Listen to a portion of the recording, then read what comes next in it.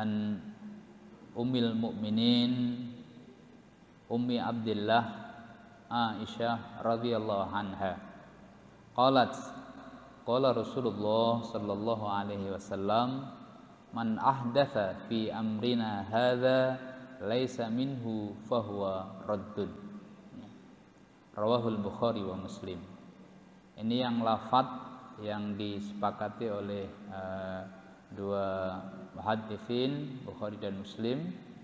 Kemudian ada wa fi riwayatin, dan di salah satu riwayat li Muslim bagi Imam Muslim itu ada lafaz man amila amalan laisa alaihi amruna fahuwa raddun. Kita terjemahkan dari Ummul Mukminin. Kalau ini ada an Ummil Mukminin, beliau punya panggilan ya Ummi Abdillah.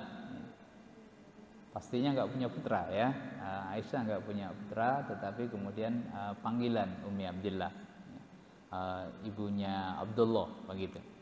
Jadi ya, ini panggilan saja karena beliau nggak punya putra. Kita tahu bahwa Aisyah radhiyallahu anha ini adalah muhaddisin yang sangat banyak, bahkan bisa disebut terbanyak di antara beberapa perawi hadis. Dan kita dapatkan hadis ini riwayat dari Aisyah radhiyallahu anha. Qalat, beliau berkata, qala Rasulullah sallallahu alaihi wasallam. Rasulullah sallallahu alaihi wasallam bersabda. Apa sabdanya? Man ahdatsa fi amrina ma laisa minhu fahuwa raddun. Barang siapa yang mendatangkan hal baru dalam urusan agama dinullah, yang tidak termasuk bagian dari agama, yang tidak termasuk bagian dari ketentuan Allah Subhanahu wa taala, tidak ada dasar hukumnya, fahuwa raddun, maka tertolak. Nah, ini lafaz yang disepakati oleh Bukhari Muslim, yakni man ahdatsa fi amrina hadza ma laisa minhu fahuwa raddun.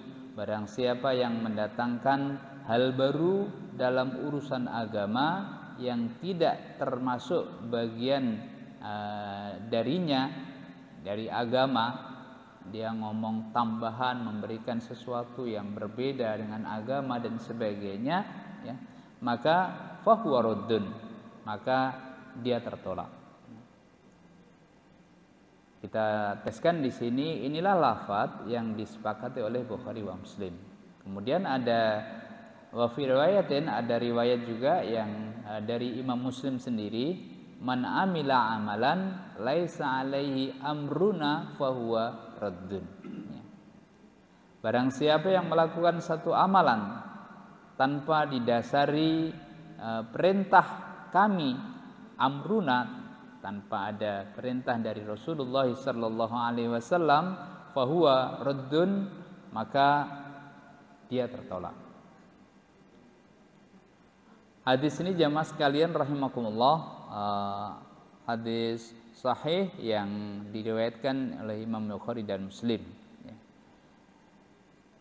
Penjelasan yang cukup penting pada konteks ini adalah bahwa masalah agama Allah Subhanahu wa taala itu tidak lain dan tidak bukan kecuali kita hanya dapatkan dari Rasulullah sallallahu alaihi wasallam.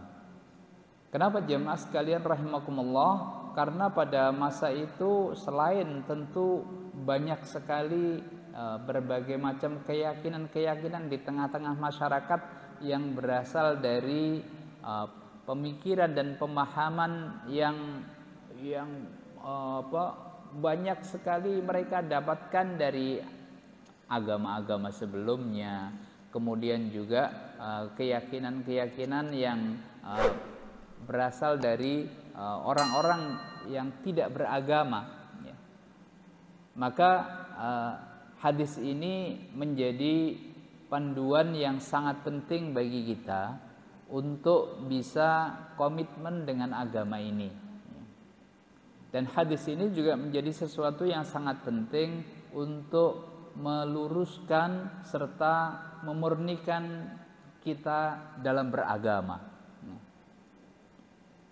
Karena itu jamaah sekalian rahimakumullah, ketika kita mengingat dan membaca hadis ini, ya, Masya Allah wa tabarakallah, ini adalah salah satu karunia besar Allah Subhanahu wa ta'ala untuk kita tidak bingung lagi kemana kita harus mengambil pelajaran, kemana kita harus mengambil pedoman.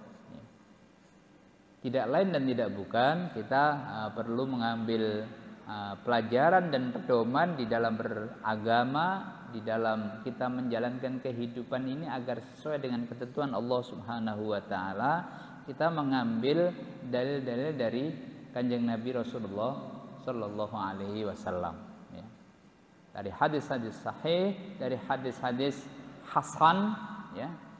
Mungkin sebagian ada dhaif yang para ulama kemudian dhaif kecil sampai kemudian ada tambahan-tambahannya hingga kemudian dhaif itu bisa naik kepada hasan. Ada syarat-syarat tertentu, di antara beberapa hadis itu yang mungkin sebagian ulama menyatakannya dhaif, tapi kemudian ada tambahan-tambahannya sehingga menjadi lebih kuat, sehingga meningkat kepada derajat hasan, maka boleh diambil.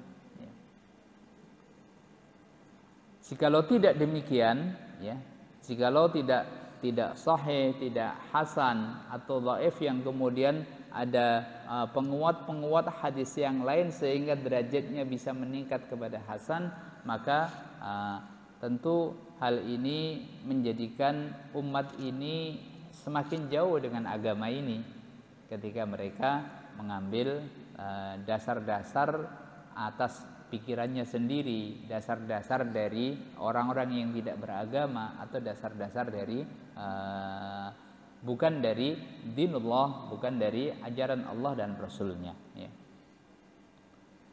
Hadis ini jamaah sekalian rahimakumullah juga memberikan penegasan kepada kita bahwa al-Islam, dinul Islam ini merupakan agama Allah Subhanahu wa ta'ala yang syamil dan kamil.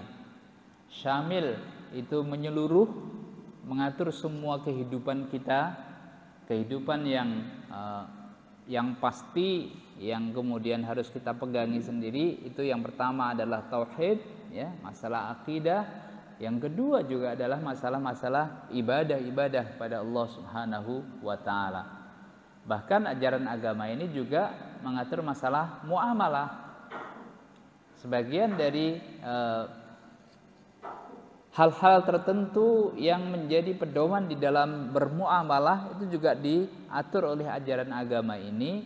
Karena itu maka ketika wabil khusus untuk masalah muamalah, sebagian aturan-aturannya lebih kepada aturan-aturan umum, kemudian hal-hal lain ini adalah sifatnya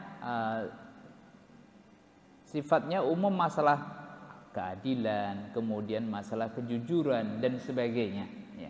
Masalah kejujuran, masalah keadilan itu menjadi kaidah yang cukup umum untuk masalah-masalah muamalah, sehingga pada prakteknya masalah-masalah muamalah tidak begitu banyak, walaupun tentu ada, ya, ketentuan dari agama ini ada, ya, yang pada intinya adalah mengatur masalah masing-masing harus jujur, masing-masing harus kemudian saling tolong menolong, tidak merugikan yang lain. Kaidah-kaidah umumnya untuk masalah muamalah adalah seperti itu.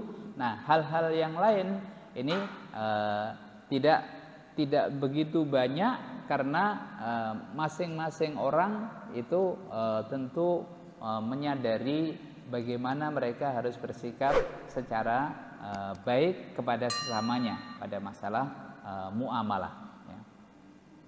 Sehingga jemaah sekalian rahimakumullah, bab ini untuk masalah di mana fi amrina hadza, ya, lafadznya ini adalah man ahdatsa, yang membuat hal baru, fi amrina hadza, itu yang para ulama menyatakan dengan tegas adalah yang pertama adalah pada masalah akidah. Fi amrina hadza, pada urusan kami, urusan agama yang telah ditetapkan oleh Allah Subhanahu wa taala dalam masalah tauhid. Kalau tauhid tentu sudah tidak boleh mengambil aturan lain kecuali hanya kepada Allah Subhanahu wa taala, ya. Misalnya kalau nggak tahu sekarang masih ada nggak orang senang akik itu masih ada ya? Walaupun nggak seramai kapan hari ya, kapan waktu ya. Sekarang masih ada misalnya, gitu kan. Dalam prakteknya bisa jadi ya mungkin ada akik yang mahal, nggak tahu harganya sampai berapa, begitu ada. Kadang-kadang kalau orang sampai kemudian mengakui di situ ada kekuatan, ada dan sebagainya, ya. Itu zaman dahulu, nggak tahu zaman sekarang apakah masih ada, ya. Apakah masih ada? Nah, hal-hal seperti ini tentu termasuk hal-hal yang masuk pada kategori yang dilarang oleh hadis Nabi Shallallahu Alaihi Wasallam ini, ya. Dan hal-hal yang semisal, ya. Meyakini beberapa barang tertentu, beberapa hewan tertentu, beberapa makhluk-makhluk Allah Subhanahu wa taala memiliki kekuatan yang menentukan nasib seseorang, ya. Alhamdulillah saya sejak memiliki ini, begitu, memiliki sesuatu itu kemudian menjadi penuh berkah misalnya dan sebagainya, ya. Bukan pada barang yang dimiliki, bukan kepada fungsi yang dipakainya, ya. Fungsi yang dipakainya, sehingga dia meyakini bahwa ada kekuatan lain selain Allah Subhanahu wa taala, ya. Ada kekuatan lain selain Allah Subhanahu wa taala. Nah, yang semacam itu termasuk ahdatsa fi amrina hadza. Ahdatsa fi amrina hadza. Orang lain ada juga yang beralasan dia saya tidak ahdatsa fi amrina hadza, tidak meyakini suatu keyakinan baru, tetapi saya mengikuti leluhur saya. Nah, itu sama. Kenapa? Karena Allah Subhanahu wa taala telah menentukan kepada para nabi, kepada Rasulullah sallallahu alaihi wasallam.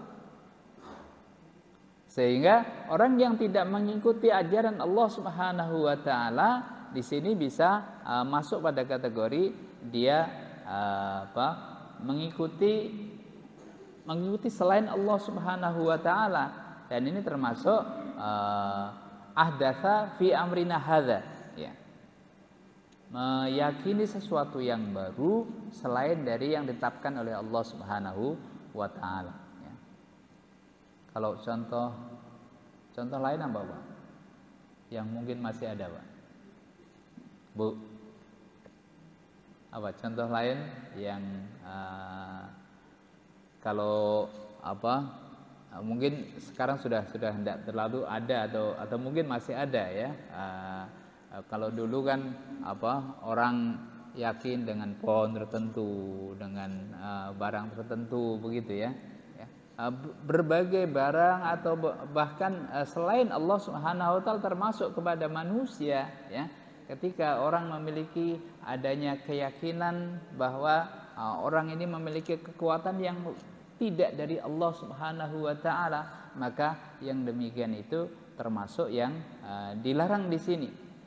Ditegaskan di sini bahwa fahuwa raddun, termasuk yang ditolak atau tidak diterima, dan secara jelas, secara tegas di sini adalah merupakan hadis Nabi sallallahu alaihi wasallam, hadis sahih, ya. Bukhari Muslim menegaskan bahwa hal itu termasuk sesuatu yang dibid'ahkan oleh Nabi Shallallahu Alaihi Wasallam. Kemudian juga ada hadis Nabi Shallallahu Alaihi Wasallam yang lain yang insya Allah juga mungkin sering ya. Fa inna asdaqal hadis kitabullah wa khairul hadyi hadyu Muhammadin sallallahu alaihi wasallam wa syarrul umuri muhdatsatuha wa kullu muhdatsatin bid'ah. Nah, sampai di sini wa kullu bid'atin dhalalah itu sampai di hadis ini yang riwayat Imam Muslim ya. Kemudian ditambahkan wa kullu dhalalatin finnar, ini tambahan dari riwayat Imam Baidawi ya. Dari Imam Baidawi ada tambahan wa kullu dhalalatin finnar ya. Kalau yang dari riwayat Imam Muslim dhalalah. Hal ini juga menegaskan, hadis ini menegaskan bahwa jemaah sekalian rahimakumullah, hal-hal baru pada masalah-masalah akidah, pada masalah-masalah ibadah ya, ini ketika tidak berkesesuaian dengan apa yang diperintahkan Allah dan Rasulnya, maka yang demikian ini masuk pada kategori bid'ah ya, masuk pada kategori bid'ah. Kemudian mas sekalian rahimakumullah, hal yang perlu juga kita pahami ya, jangan sampai kita ketika telah memahami bahwa hal baru yang tidak berdasarkan dari Allah dan Rasulnya, yang tidak berdasarkan dengan agama, itu adalah sesuatu yang bid'ah. Jangan sampai kita juga salah di dalam menyikapinya ya. Ada dua hal yang sangat penting untuk kita pahami dan kita pegangi dalam menuntun sikap kita. Yang pertama adalah ya, jangan sampai ya, ini menjadi pedoman dan pegangan. Para ulama sepakat hadis ini menjadi pedoman dan pegangan ya. Kita harus di dalam beragama mengikuti apa yang diperintahkan Allah atau apa ketentuan dari Allah dan Rasulnya, itu pasti ya, pasti. Tetapi jangan sampai, yang pertama, jangan sampai seseorang ketika belum tahu ya, seseorang lain melakukan sesuatu ya, melakukan mereka katakan ibadah atau amalan tertentu ya, sementara kita belum tahu dasarnya, tapi kemudian kita segera saja, oh ini tidak sesuai ya, itu langsung dikatakan sebagai bid'ah. Disebabkan dan dikarenakan kita belum mengetahuinya. Karena itu cukup penting bagi kita untuk memahami ya kaidah ini. Kaidah yang kedua adalah bahwa di dalam masalah bid'ah ini ya, masalah bid'ah ini dari misalnya di antara ulama menjelaskan bahwa bid'ah ini itu ada yang secara bahasa, ada yang secara hukum seperti yang disebutkan dalam hadis ini. Kalau secara bahasa ada bid'ah ini yang sifatnya bahkan pertama pastinya haram, ada yang hukumnya haram. Bahkan ada yang mubah ya. Bahkan ada yang sunnah ya. Bahkan ada yang bisa jadi sampai tingkat wajib, itu ada ya. Tapi ini dari sisi bahasa ya. Dari sisi bahasa. Ada yang tahu Pak, Bu, contoh bid'ah yang sunnah ada Bu? Pak? Kalau secara bahasa, bid'ah itu kalau secara bahasa adalah sesuatu yang baru ya. Sesuatu yang baru yang tidak ada dasarnya ya. Ada yang boleh ngasih contoh secara bahasa? Bapak Ibu mohon izin, mohon maaf saya tanya, ibu-ibu, bapak ibu membaca Al-Quran ya, sering ya, insya Allah tiap hari. Al-Quran yang Bapak Ibu baca itu ada harokatnya atau enggak? Ada ya? Bahkan ada tulisan Indonesianya ya. Kadang-kadang ada tulisan Indonesia. Ada harokatnya ya. Al-Qur'annya ada harokatnya ya. Nah, Al-Qur'an berharokat ya. Al-Qur'an berharokat itu di masa Nabi, di masa sahabat tentu enggak ada.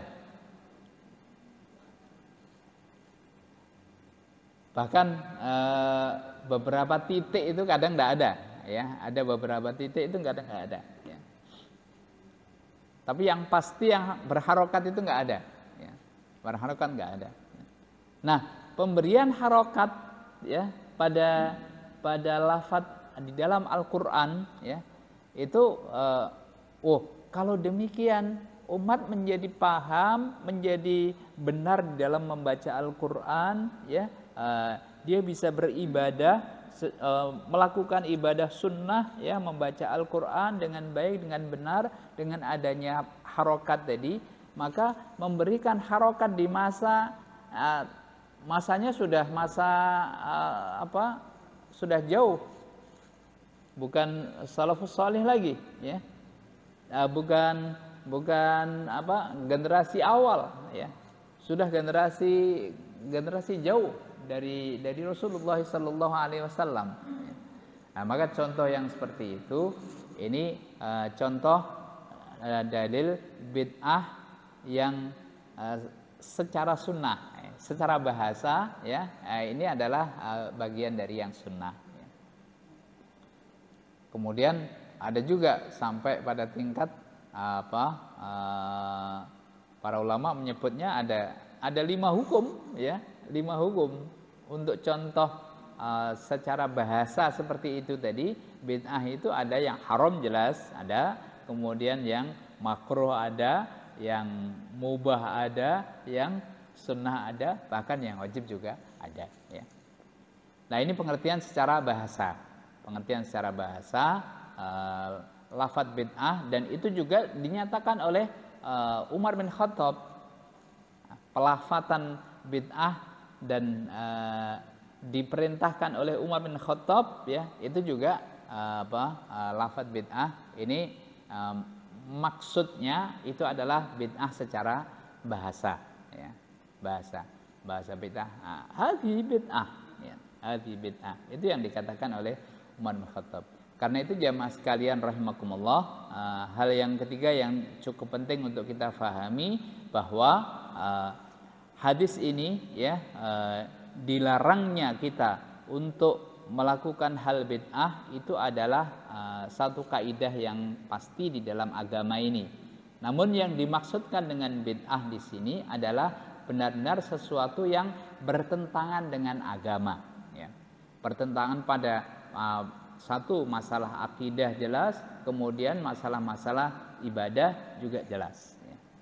Karena itu jamaah sekalian rahimakumullah, tadi yang ketiga yang menjadi sangat penting untuk kita pahami bahwa di dalam kita menentukan optimalisasi beragama kita ya, jangan sampai mari kita murnikan beragama kita agar sesuai benar dengan ajaran yang dibawa oleh Nabi Sallallahu Alaihi Wasallam, sehingga kita tidak mengamalkan hal-hal yang bid'ah yang dilarang oleh Nabi Sallallahu Alaihi Wasallam, dan sebaliknya secara lebih luas kita mesti juga memahami dan memahamkan diri kita ya, ada hal-hal yang mungkin Anda atau mungkin kita belum mengetahui dasarnya ya, maka kalau toh mau tahu ya kita nanya atau kita mencari tahu lebih jelas ya dasar dari amal tersebut ya. Kaidah umumnya yang penting adalah untuk masalah-masalah akidah jelas ya, kemudian untuk masalah-masalah ibadah. Nah, sedang untuk masalah-masalah muamalah ya, ini kita mengambil pedoman beragamanya secara umum ya, masalah keadilan, kemudian masalah tidak tidak menyakiti orang lain dan sebagainya, ya. Nah, kemudian jamaah sekalian rahimakumullah, ini tadi hadis yang ketiga yang kita bacakan tadi, inna astaqal hadis kitabullah khairul hadi hadi Muhammadin sallallahu alaihi wasallam wa syarrul umuri muhdatsatuha. Nah, ini sesuatu yang bid'ah. Wa kullu muhdatsatin bid'ah wa kullu bid'atin dhalalah. Nah, kemudian ada tambahan, ya, wa kullu dhalalatin finnar, ya. Yang dari riwayat Muslim sampai dhalalah tadi. Jadi setiap bid'ah itu adalah dhalalah, tersesat. Jadi kaidah umumnya ketika kemudian dihukumi bid'ah, ya, itu tentu sesuatu yang tersesat dan karenanya kita mesti jauhi. Tapi ini makna bid'ah secara syar'inya, sedangkan pada prakteknya nanti termasuk Imam Asy-Syafi'i, ya, itu menyebutkan ada bid'ah hasanah, maka ini adalah makna bahasa, ya. Makna bahasanya ada bid'ah hasanah, ada sesuatu yang baru tetapi yang baik. Nah, tentu sesuatu yang baik atau kemudian dalam istilah bahasa tadi adalah bid'ah hasanah, maka yang dimaksudkan dengan bid'ah hasanah itu adalah pada hakikatnya tidak bertentangan dengan ajaran agama, ya, tetapi belum dilakukan di masa lalu, ya. Kalau contoh sepeninggal Nabi Shallallahu Alaihi Wasallam, ya, itu yang beberapa yang kita sebutkan tadi, ya, pengumpulan Al-Quran, kemudian pembukuan Al-Quran, sampai kemudian Al-Quran ditambah agar umat ini benar di dalam memahaminya, ya. Kalau Bapak Ibu bisa bayangkan Al-Quran panjenengan nggak berharokat, kira-kira bisa baca nah? Nggak bisa, ya, nggak bisa, ya. Sehingga kebutuhan umat untuk berharokat atau untuk beragama atau melakukan kehidupannya sesuai dengan ketentuan dari Al-Quran, dan salah satunya dengan membaca Al-Quran, dengan berharokat, kemudian bahkan sekarang ditambahin apa lagi itu Al-Quran itu bagi kita ada warna-warnanya juga, ya. Itu contoh masalah hal baru yang pada dasarnya bersesuaian dengan ajaran agama, ya. Tentu apa yang dilakukan oleh para sahabat, oleh Abu Bakar, oleh Umar, oleh Utsman, oleh Ali dan sahabat-sahabat yang lain di masa beliau, ya, itu adalah sesuatu yang sangat dirahmati oleh Allah Subhanahu wa taala dan diperintahkan oleh Allah Subhanahu wa taala, dan alhamdulillah mempermudah bagi kita sehingga kita semuanya bisa membaca Al-Quran, kita semuanya bisa beribadah sesuai dengan aturan dan ketentuan Allah Subhanahu wa taala, ya. Nah, jamaah sekalian rahimakumullah, hal yang juga tidak kalah penting adalah bahwa kalimat bid'ah ini, ya, kalimat bid'ah ini kadang-kadang, ya, kita harus berhati-hati, kadang-kadang dijadikan orang yang mohon maaf, ya, orang yang pemahaman agamanya kurang tetapi punya semangat yang sangat tinggi, kemudian dia tidak sesuai dengan orang lain, ya, langsung dikatakan langsung menamainya bid'ah dan sebagainya, ya, tanpa dia memahami dengan baik dan benar. Karena itu jamaah sekalian rahimakumullah, ya, perlu dan pentingnya kita terus mendasarkan kepada dinul Islam, ya, kepada agama ini dari pemahaman kita yang benar terhadap dengan Al-Quran, dengan hadis Nabi Sallallahu Alaihi Wasallam, dan mengkaji kepada hadis-hadis Nabi Sallallahu Alaihi Wasallam. Ini diharapkan dengan tambahnya pemahaman kita terhadap agama ini dan dasar-dasarnya ini semakin luas juga dan semakin baik pula sikap kita kepada sesama, ya. Baik jamaah sekalian rahimakumullah, Ini insya Allah yang hadis yang kelima ya. Sebelum mungkin kita lanjutkan ya, dipersilahkan kepada Bapak Ibu sekalian barangkali ada yang ditambahkan atau ditanyakan ya. Monggo Bapak Ibu kalau ada.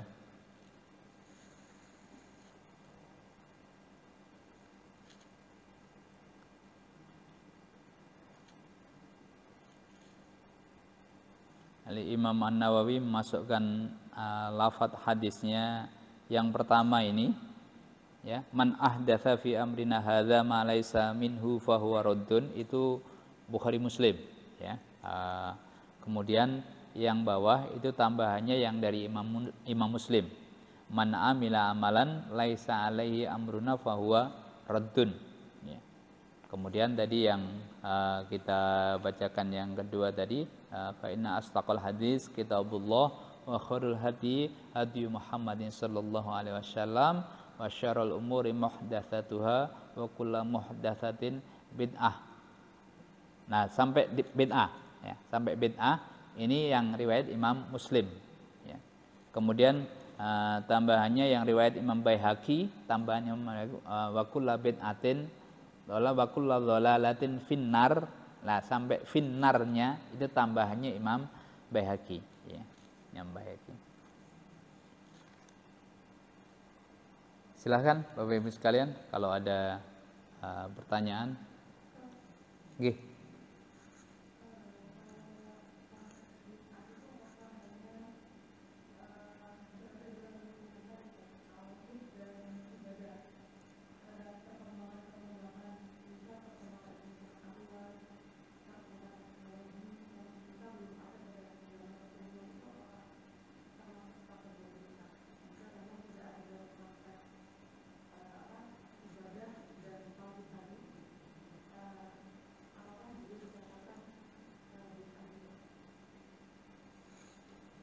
Sudah ya. Baik, perkembangan selain yang paling utama ya, yang paling utama kalau para ulama yang menjelaskan hadis ini itu adalah masalah akidah, kemudian masalah ibadah. Sedangkan masalah-masalah muamalah itu kita memakai kaidah di dalam sebagaimana di dalam Al-Qur'an, dalam hadis Nabi ya, itu adalah sedikit maksudnya sedikit itu adalah ketentuan hal-hal yang dilarang di dalam masalah muamalah itu adalah sedikit ya, sedikit. Jadi yang diutamakan adalah di dalam masalah muamalah itu adalah masalah kejujuran dan sebagainya ya. Hal-hal yang seperti itu ya. Karena itu maka perkembangan di dalam masalah muamalah termasuk ilmu pengetahuan dan sebagainya itu tidak secara langsung masuk pada kategori bid'ah ya.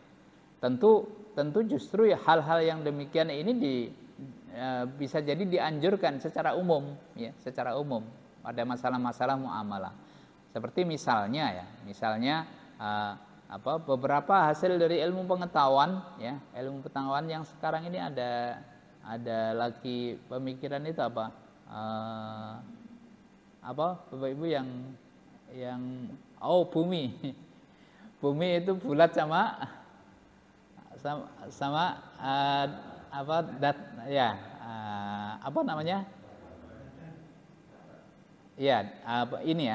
rata gitu kan, istilahnya apa? Datar ya, datar sama bulat gitu kan. Nah ini kalau contoh yang seperti ini yaitu kita kembalikannya kepada para ahli ya, kembalikan kepada para ahli ya. Sampai sekarang mohon maaf mereka yang menyatakan ini bumi datar itu mohon maaf sekali ya. Ya itu nanti bisa berbeda ya, tapi rata-rata ya kalau saya membaca mereka yang mengadu atau tidak sesuai dengan para ahli bahwa bumi itu bulat dan kemudian menyatakan bumi itu datar, ya. Itu mohon maaf sebagian dari orang-orang yang lebih kepada masalah mereka-mereka yang ahli agama dalam tanda kutip, ya, ahli agama, tetapi kurang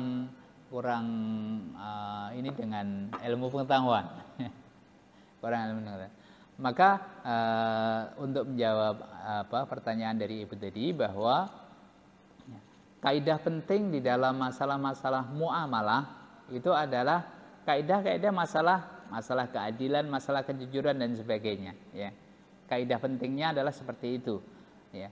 Dan lebih banyaknya justru pertumbuhan dan perkembangan pada masalah-masalah muamalah, ya, itu dipersilahkan, ya, oleh Allah Subhanahu wa taala dan oleh Rasulullah sallallahu alaihi wasallam, ya. Sehingga tidak pula gampang sesuatu yang sifatnya adalah ketentuan-ketentuan masalah-masalah ilmiah, kemudian masalah perlu pengujian dan sebagainya, hasil-hasil ujian dan sebagainya yang luar biasa, ya, yang atas mereka telah melakukan penelitian dan sebagainya, itu tidak bisa, ya, dengan mudah kemudian dinafikan dengan dengan sesuatu yang tanpa penelitian yang sama, yang semisal, ya, yang semisal. Demikian insyaallah Ibu, ya. Jadi pada masalah-masalah muamalah, kaidah dalam hadis ini, ya, dalam masalah muamalah itu kita berpegangan kepada dalil-dalil umum, ya, dalil-dalil umum, dalil-dalil untuk jujur, dalil-dalil untuk tidak melakukan hal-hal yang madharat, ya, tidak menyakiti orang lain dan sebagainya. Ini sedangkan perkembangan yang ada di masalah-masalah muamalah itu kalau para ulama menegaskan bahwa pada masalah-masalah muamalah, ya, sifatnya dipersilahkan, ya, umat ini untuk menumbuh kembangkannya, ya. Sehingga contoh masalah bisnis atau masalah orang mendapatkan nafkah di masa sekarang itu, coba ada yang hafal enggak? Berapa, atau ada yang tahu enggak berapa jumlah jenis pekerjaan sekarang ini? Berapa jenisnya? Luar biasa banyak, iya kan? Luar biasa banyak, ya. Ya, orang yang bekerja yang belum pernah sebelumnya terfikirkan, ya, itu ternyata bisa menghasilkan uang, ya. Ketika kemudian pelaksanaan dalam dia mendapatkan rezeki tadi tidak menyalahi aturan Allah Subhanahu wa taala, tidak melanggar aturan Allah dan juga tidak merugikan orang lain dan sebagainya, maka sekarang diperbolehkan, ya. Bapak sekalian, ada yang tahu, ya, hasil yang didapat oleh anak-anak sekarang ini, ya, dengan game luar biasa ternyata. Misalnya, ya, misalnya. Nah, itu contoh betapa sesungguhnya pada masalah-masalah muamalah itu kaidahnya umum, ya, tidak menipu. Kemudian kaidahnya tetap tadi, ya, berdasarkan kaidah-kaidah umum yang telah ditetapkan oleh dasar-dasar akhlak, ya, yang telah diatur oleh Allah Subhanahu wa taala, ya. Demikian Ibu, cukup. Ada lagi tambahan Bapak Ibu sekalian?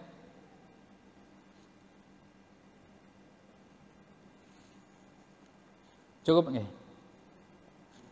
Baik, Bapak Ibu sekalian rahimakumullah, hadis ini memang ringkas, tetapi ini menjadi pedoman cukup penting bagi kita bahwa man ahdatsa fi amrina hadza ma laisa minhu fahuwa raddun, ya.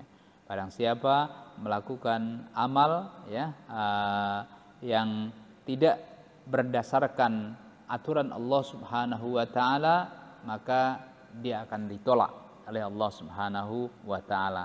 Dan kaidah pentingnya ini sebenarnya bukan untuk menyalah-nyalahkan orang, akan tetapi ini harus menjadi pedoman bagi diri kita. Apa yang kita lakukan, ya, kita yakini bahwa yang kita lakukan ini sesuai dengan ketentuan Allah Subhanahu wa taala. Yang kita sikap kita, perilaku kita, pekerjaan kita, dan berbagai macam, apalagi masalah akidah, ya, keyakinan, kemudian juga masalah-masalah ibadah kita kepada Allah Subhanahu wa taala, kita upayakan secara maksimal dan optimal sesuai dengan ketentuan Allah Subhanahu wa taala, dan kita tidak melakukan wabil khusus tadi masalah akidah, masalah ibadah yang tidak bertentangan, jangan sampai kita melakukan hal yang bertentangan dengan ajaran Allah Subhanahu wa taala, tetapi sesuaikan, ya, dengan ketentuan dari Allah Subhanahu wa taala. Dan hadisnya Imam Muslim, man amila amalan laisa alaihi amruna fahuwa raddun, ya. Barang siapa yang melakukan satu amal yang tidak berdasarkan ajaran Allah Subhanahu wa taala, fahuwa raddun, maka dia ditolak. Dan penting untuk kita pahami dan kita ingat bahwa hadis ini bukan untuk menyalah-nyalahkan orang, ya. Tetapi hadis ini untuk menjadi pedoman bagi kita agar amal-amal yang kita lakukan itu berkesesuaian dengan ketentuan dari Allah Subhanahu wa taala, dengan ketentuan dari Rasulullah Shallallahu alaihi wasallam, ya. Ketika kemudian kita memahami atau kemudian diingatkan oleh orang lain, setelah kemudian kita pahami dan kita renungkan, oh iya, yang kita lakukan salah, maka ya sudah, ya, kita sadari itu salah dan kemudian kita kembali kepada jalan yang benar, ya. Tetapi jangan sampai oh ini salah menurut Anda tetapi tidak menurut Rasulnya, tidak menurut Allah dan Rasulnya, ya. Oh ini ada dasarnya. Kalau kita melihat orang lain, maka pahami lebih dalam lagi, ya. Ketika kita menyikapkan atau memberikan sikap kepada praktek orang lain, ya, kecuali sesuatu yang jelas-jelas batil, ya, sesuatu yang jelas-jelas batil. Maka sesuatu yang jelas-jelas batil tentu kita tolak, ya. Tapi sesuatu yang ini beda pandangan di antara para ulama, beda pendapat di antara para ulama, maka hal-hal yang demikian silahkan, tidak ada masalah, ya. Tetapi kalau misalnya di tempat ini, di sini kita memakai pendapat ini, oke, tidak ada masalah juga, ya. Kami menghormati, ya, ini, tetapi untuk tidak dilakukan di sini, dilakukan di tempat lain, monggo, tidak ada masalah, kami hormati dan sebagainya, ya. Sehingga jemaah sekalian rahimakumullah, dengan pemahaman yang benar terhadap hadis ini, ya, kita harapkan semoga apa yang kita lakukan baik dalam praktek-praktek ibadah kita dan kemudian juga praktek-praktek interaksi kita dengan sesama ini menjadi lebih baik, ya. Jangankan masalah ini jemaah sekalian rahimakumullah, banyak hal lain, ya, banyak hal lain dari umat ini yang tidak sesuai dengan agama, ya. Nah, yang tidak sesuai dengan agama saja, agama Allah Subhanahu wa taala dan Rasulnya memerintahkan agar kita mengajak kepada sesama ini untuk semakin akrab dengan agama ini, ya. Sehingga apa yang kita lakukan ini bermanfaat bagi diri kita dan juga semoga bisa diterima oleh sesama kebaikan kita, sehingga kebaikan dan ridha Allah Subhanahu wa taala semakin bertambah. Dan terakhir jemaah sekalian rahimakumullah, marilah kita berdoa kepada Allah Subhanahu wa taala, semoga, ya, kita semua, saya mohon doanya juga semoga diberikan kesehatan, ya. Saya kalau ditanya 99%, ya. Itu untuk optimis saja, untuk optimis, ya. Saya mohon doanya semoga 100%, ya, Semoga segera 100% dan kemudian bisa lebih optimal lagi di dalam berdakwah kepada Allah Subhanahu wa taala. Marilah kita berdoa kepada Allah Subhanahu wa taala. Allahumma shalli ala sayyidina Muhammadin rabbil alamin hamdan syakirin hamdan naimin hamdan yuafi ni'amahu wa yukafi mazidah. Ya Rabbana lakal hamdu kama yanbaghi li jalali wajhikal karim wa 'azimi sultanik. Raditu billahi rabba wa bil islam dina Muhammadin sallallahu alaihi wasallam nabiyya wa rasula. Subhanaka la ilma lana illa ma 'allamtana innaka antal alimul hakim wa tub alaina innaka antat tawwabur rahim wa fir lana innaka antal ghafurur rahim. Rabbana zalamna anfusana wa illam taghfir lana wa tarhamna lanakunanna minal khasirin. Rabbana innana sami'na munadiyan yunadi lil iman an aminu bi rabbikum fa amanna. Rabbana faghfir lana dhunubana wa kaffir 'anna sayyi'atina wa tawaffana ma'al abrar ya aziz ya ghaffar ya rabbal alamin. Rabbana atina fid dunya hasanah wa fil akhirati hasanah wa qina adzaban nar. Subhana rabbika rabbil izzati amma yasifun wa salamun alal mursalin walhamdulillahi rabbil alamin. Saya juga mau doa ya pada jemaah sekalian, semoga Allah sempurnakan kesehatan diri saya dan juga Bapak Ibu sekalian, semoga Allah SWT berikan kesehatan dan bisa semakin beribadah kepada Allah Subhanahu wa taala ya. Aku qouli hadza wa astaghfirullahaladzim. Assalamualaikum warahmatullahi wabarakatuh.